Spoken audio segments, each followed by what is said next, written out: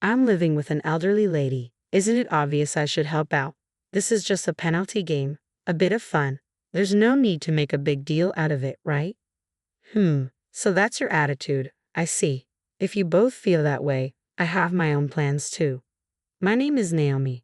I'm currently living alone in the city, far from my childhood home. It takes about an hour by car to get there, which makes frequent visits difficult. I manage to go back maybe once a year. Last New Year, for example, I was too busy with work to make the trip. But this year, I was able to make the journey home. I was looking forward to seeing my brother and his wife, who got married 2 years ago, and now live with mother in our family home. I bought the souvenirs they requested and drove back home, excited for what I was sure would be a fun holiday season. But then, what was going on here? When I got home, something felt off. Even from outside, the atmosphere seemed stagnant. It was as dark as a house that had been abandoned for years. When I walked in, the air felt even heavier. I noticed that mother lacked her usual energy. She had always been such a cheerful and lively person. Looking at the three of them, it seemed that mother was doing all the cleaning and cooking. "Mother, are you okay? Can I help?" I asked. "It's all right, Naomi. You've come home after so long. You must be tired from the long drive," she replied, not letting me assist her. Yet she was doing strenuous housework like lifting heavy items. Despite this, my brother and Lily, my sister-in-law, just ignored her, even when Mom was working right in front of them. They continued playing their games. They even asked her to bring them tea while she was working. It was total madness. "Hey, Mom, are you really okay? Should I talk to my brother for you? Maybe there are things you're having trouble saying." "It's fine, really. You don't have to worry about anything. Just relax. You're home, after all. Your bed is ready in the guest room. You could even take a nap if you want," she insisted. No matter how much I asked, Mom wouldn't tell me anything. I thought there was nothing I could do until mealtime came as a surprise. The living room was filled with Mom's special dishes, including many of my favorites. Each dish had a nostalgic taste, lifting my spirits instantly. "Wow, thank you. I've missed Mom's home cooking so much." Wait, what? Mom was nowhere to be found in the living room. Incredibly, she wasn't coming in from the kitchen. "Mom, what's wrong? Aren't you coming in? If there's still something to prepare, I can help you." Puzzled, I went to check in the kitchen, and there was Mom, eating standing up. No chair, just eating alone in the cold kitchen. "Mom, why aren't you joining us? Why are you eating here?" "This is how it always is, so it's fine. But I made plenty, so make sure to eat. I'd like to think my cooking hasn't gone downhill," she said, looking sad. Meanwhile, in the living room, my brother and his wife were eating without a care for Mom, watching TV and chatting away. I couldn't help but feel bewildered. "Hey, what's going on, bro? Sister-in-law, why is Mom eating in the kitchen? Doesn't that strike you as strange?" "Well, Mom has her issues too. You wouldn't understand because you don't live with us," my brother replied nonchalantly. "Exactly," my sister-in-law added. "As you age, your knees start to hurt, and sitting can become painful. You probably wouldn't know unless you live with her. Sometimes it's easier for her to stand. Sitting can make it worse." They responded as if this were the most natural thing in the world. I found their attitude odd, but I couldn't find the words to object. Indeed, it's been 2 years since I last saw Mom. We haven't been in touch often, so there could be circumstances I'm not aware of. So, I backed off at that moment. But as I observed more closely over time, I realized something was off with Mom. To be precise, something was off between my brother, his wife, and Mom. They didn't try to engage Mom in conversation. They acted as if she wasn't there at all. It was as though only I could see her. Then again, my brother and his wife have only been married for 2 years. They've been living with Mom since their newlywed days, so they probably haven't had much alone time. Maybe they're still in that lovey-dovey honeymoon phase and want to stay absorbed in their own little world. That could be one way to look at it. And it's not like I, who isn't usually around, can dictate how often they should be conversing with Mom. With those unsettling thoughts swirling in my mind, I retired to bed that night. However, the real shock came later. In the middle of the night, I woke up needing to use the restroom, only to find Mom asleep in the chilly hallway by the front door. Despite being covered with several blankets, she was shivering noticeably in the cold. "Mom, what are you doing out here? Why are you sleeping in the hallway?" I exclaimed. "It's nothing new. Don't worry about me," she replied softly. "No way. I can't just leave you like this. Even though we don't live together normally, I can't ignore it. Despite the late hour, I insisted on taking Mom to the guest room where I was staying. Together, we sought warmth and comfort for the rest of the night. The next morning, I confronted my brother and his wife about what had happened without hesitation. You don't talk to Mom. She does all the housework. She's eating standing up in the kitchen. And why was she sleeping in the hallway? But instead of showing remorse, my brother just grinned. It was my sister-in-law who uttered something shocking. Well, it's because Mom is always causing trouble. It's her punishment, right? That's exactly what I'm saying. Punishment. What do you mean? When you accumulate too many nuisance points, there are consequences. At 5 points, meals are eaten in the kitchen. At 10 points, you handle all the chores yourself. At 20 points, you sleep in the hallway. Right now, our dear mother-in-law has racked up a whopping 200 points, so she only has to endure it a few more days. What does that even mean? Isn't that terrible? And what do you mean by nuisance? I fired my questions hastily. My sister-in-law responded in a casual tone, what counts as a nuisance? Well, like when the food doesn't taste to our liking. For us, working dual-income earners, that's the worst.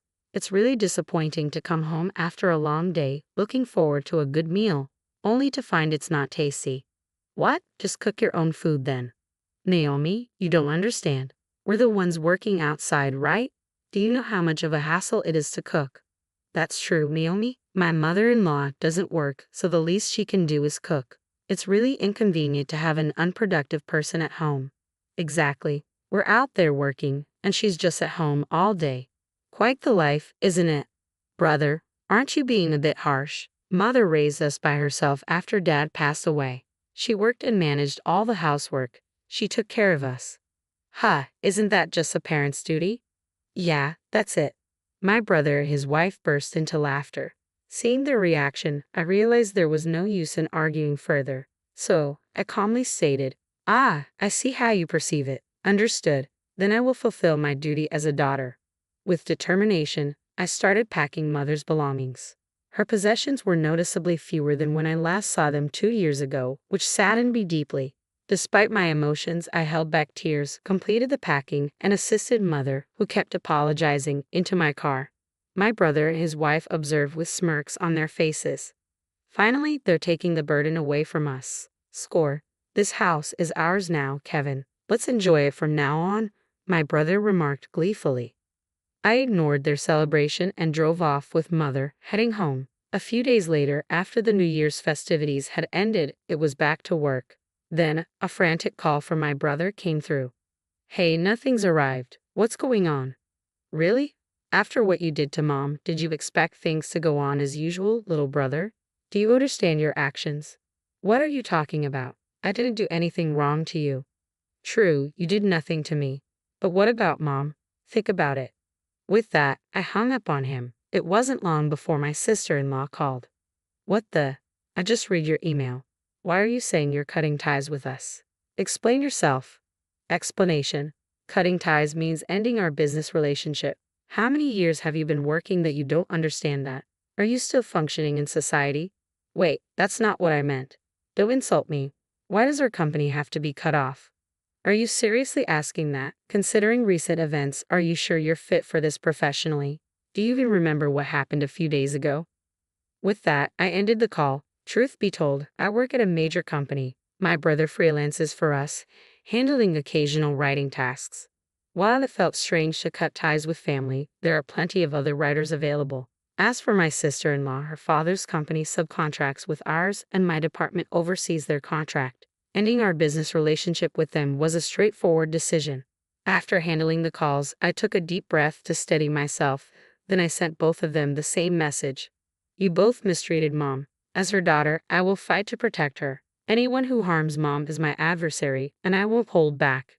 Despite the circumstances of how you met, my sister-in-law visiting our company and my brother seeking more work from me, did you really think it was acceptable to treat Mom so poorly? I hate to say it, but I've been supporting both of you since you met. That ends today. They both seemed to read the message promptly and replied hastily. I haven't forgotten. I treated you better than any brother would treat his sister. I'd even prepared the guest room nicely for the New Year's celebration. I couldn't leave that to Mom. I also had Mom-in-law make your favorite dishes. Naomi, are you going to forget that kindness? After reading their messages, I replied, you couldn't leave it to Mom. You had to take charge. How dare you disrespect the woman who raised me with such love?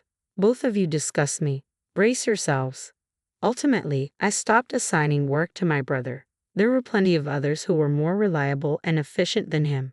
Without our family ties influencing my decisions, there was no reason to prioritize him.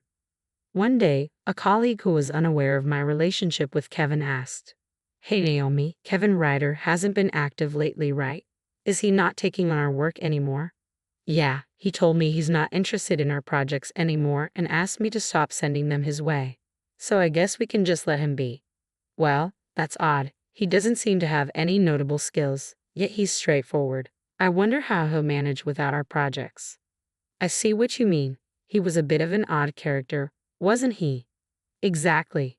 He misses deadlines, acts entitled, and he's overly aggressive in price negotiations. If we don't have to work with him anymore, it's a relief. That's how my brother appears from an outsider's perspective. When I stopped assigning him work, he mentioned that 90% of his income came from our company, so he must be in a tough spot now.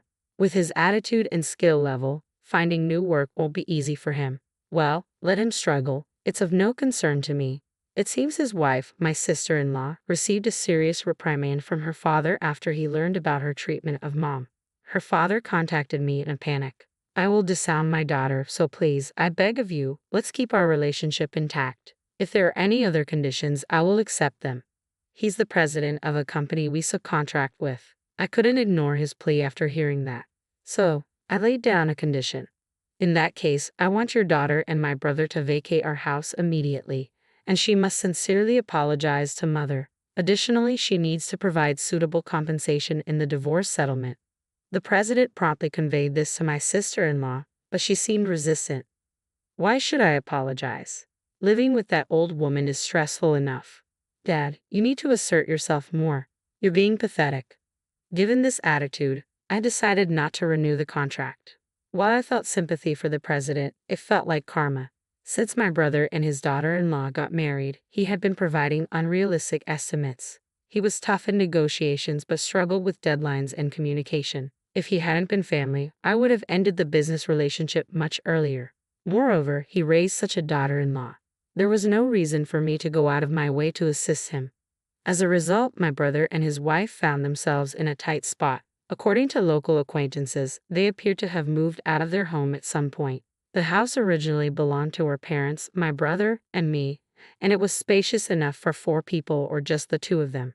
Utility bills must have been a burden. According to reports from friends, they were seen in an apartment without basic amenities like a bathroom or toilet. It seemed they were facing significant challenges without steady employment, but that was no longer my concern. Even if they were to suddenly apologize, I had no intention of forgiving them whatsoever.